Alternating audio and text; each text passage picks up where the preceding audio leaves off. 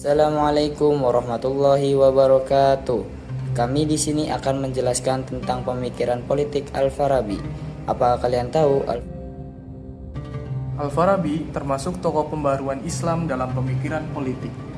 Al-Farabi atau yang bernama asli Abu Nasr Muhammad bin Tarham bin Uthal Al-Farabi dikenal sebagai Al-Farabi yang lahir pada tahun 870 Masehi di Farab atau yang sekarang wilayah Kazakhstan. Ia wafat di Damaskus pada tahun 950 Masehi dalam usia sekitar 80 tahun. Al-Farabi memiliki julukan Al-Mu'allim Al-Tani atau yang memiliki arti guru kedua setelah Aristoteles karena kontribusinya dalam mengembangkan filsafat Islam, logika, musik, etika, dan politik. Ia banyak dipengaruhi oleh filsuf Yunani seperti Plato dan Aristoteles, namun pemikirannya diolah kembali dan diselaraskan dengan nilai-nilai Islam. Dan juga pemikiran politik Al-Farabi mempunyai latar belakang tersendiri.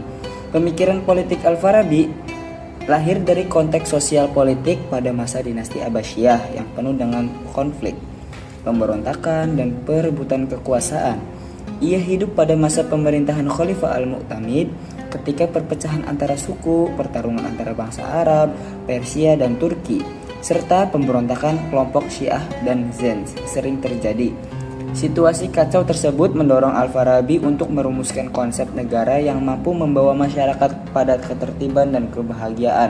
Selain kondisi sejarah, pemikirannya juga dipengaruhi oleh filsafat Yunani, yaitu Plato. Dari latar belakang itulah Al-Farabi membuat suatu konsep pemikiran politiknya, yaitu politik adalah seni untuk mengatur masyarakat agar mencapai tujuan tertinggi. Tujuan tertingginya yaitu kebahagiaan sejati. Kebahagiaan ini dimaknai bukan hanya sekedar kenikmatan materi, melainkan kesempurnaan akal, akhlak, dan spiritual. Politik yang benar harus menyeimbangkan kepentingan duniawi dan ukhrawi.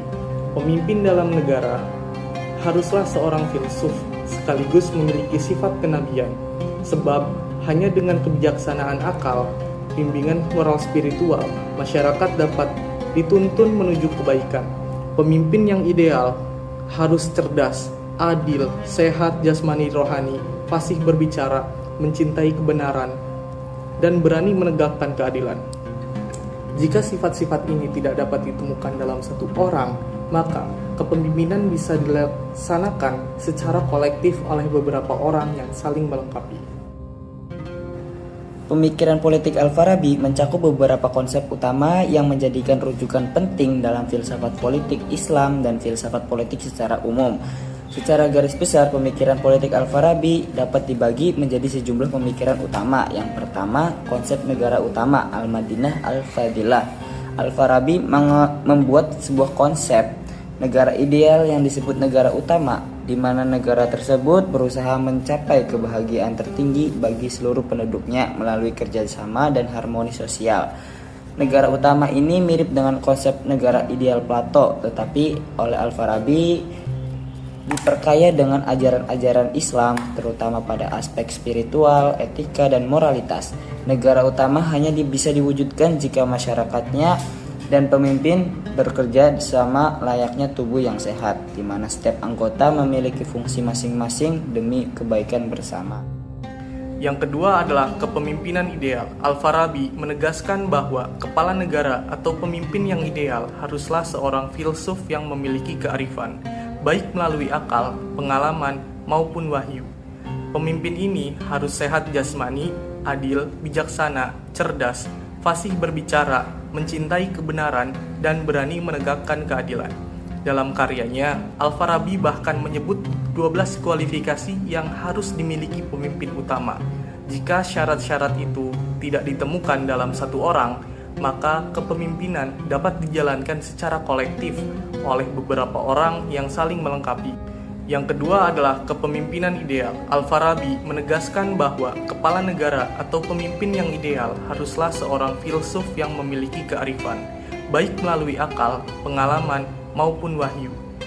Yang ketiga adalah klasifikasi negara lawan. Selain negara utama, Al-Farabi mengklasifikasikan bentuk-bentuk negara yang menyimpang, yaitu ada Al-Madinah Al-Jahiliyah, yaitu negara bodoh.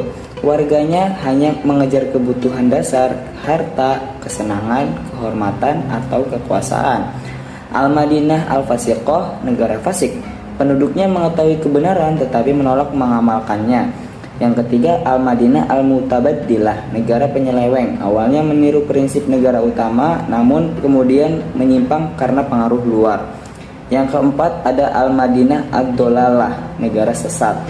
Pemimpin-pemimpinnya palsu yang berpura-pura menerima wahyu, menipu rakyat, dan menyesatkan mereka semuanya. Yang ketiga adalah klasifikasi negara lawan. Selain negara utama, Al-Farabi. Yang terakhir adalah fungsi dan tugas negara.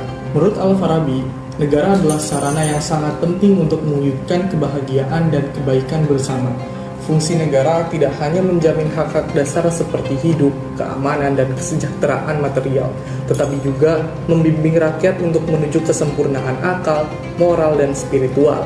Negara bertugas untuk menegakkan keadilan, menjaga keteraturan sosial, serta menjadi wadah simbolis antara umat beragama dan politik. Dengan demikian, agama dan negara saling melengkapi. Agama memberikan arah moral dan spiritual, sementara negara menjaga tatanan sosial dan politik. Kesimpulan dari pemikiran Al-Farabi adalah, negara yang ideal hanya tercapai jika pemimpin dan masyarakatnya itu bekerja sama, layaknya organ tubuh yang saling melengkapi. Pemimpin yang ideal harus memiliki sifat-sifat mendekati nabi atau filsuf, seperti bijaksana, adil, berilmu, dan berakhlak mulia. Sementara masyarakat dituntut untuk berkontribusi aktif demi tujuan bersama, bukan hanya sekedar kepentingan pribadi. Dengan demikian, Al-Farabi menekankan bahwa kebahagiaan negara lahir dari sinergi antar kepemimpinan yang bijak dan partisipasi masyarakat, bukan dari bentuk sistem politik tertentu.